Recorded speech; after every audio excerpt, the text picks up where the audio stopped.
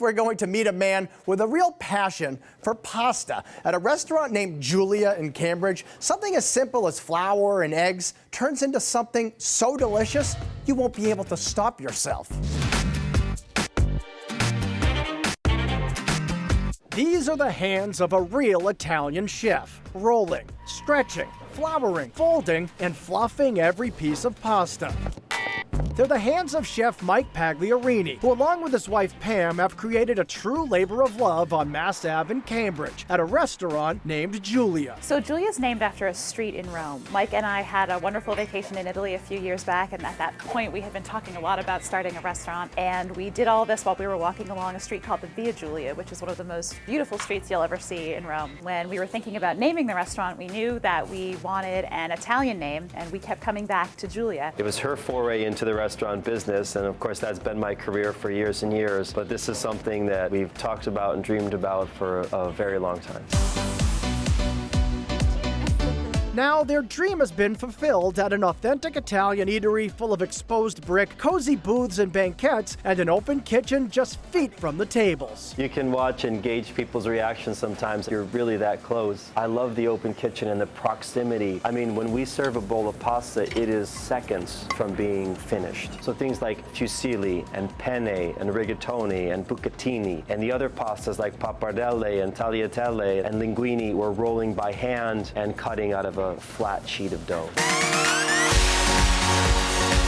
The pastas are all made fresh during the day right on a long rustic wooden table. Then later in the evening, the table transforms into the best seat in the house. People definitely reserve it for special occasions. It's like you're dining in someone's home. The table's yours, there's no menus presented. I get to interact with you quite a bit and talk about likes and dislikes. We have our fusilli, spelt flour fusilli with roasted mushrooms. It's a great part of our restaurant. You'll find a lot of customers at this table and throughout the dining room enjoying mouth-watering bucatini pasta with house-cured pancetta and the incredibly fragrant hand-cut pappardelle with wild boar, black trumpet mushrooms, juniper berries, and aged parmigiano. When the pappardelle is going through the dining room, you can smell it. And I think that convinces a lot of people to try it. Because when the first one goes out, the orders start coming in for more and more, and then pretty soon we have the whole dining room full of pappardelle. It smells great, it looks great, it's satisfying. That dish is also Pam's personal favorite, and that's coming from somebody who's had a noodle obsession since childhood. I did. My parents would tell you this, that my favorite food growing up was spaghetti and meatballs. I always loved it, so I think it's certainly ironic, I guess, that I married someone who makes pasta every day.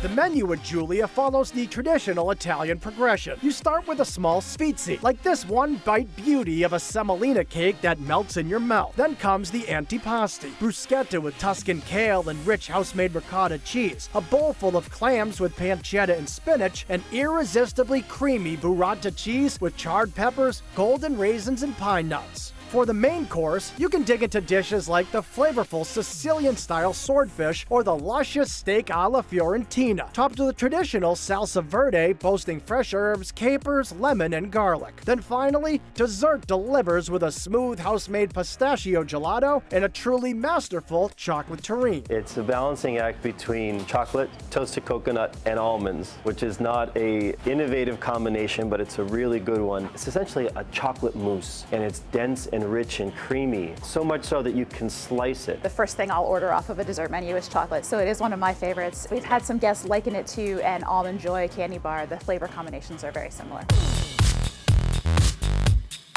That's what the Italians call la dolce vita, or the sweet life. And since Giulia was inspired by Italy and named after an Italian street, Pam and Mike run it the Italian way. This is such a personal business, and what we make is given to people for them to eat and enjoy, and that's a pretty powerful connection. We want to earn people's trust so that when you come in for dinner, you could enjoy the company of the people that you're with.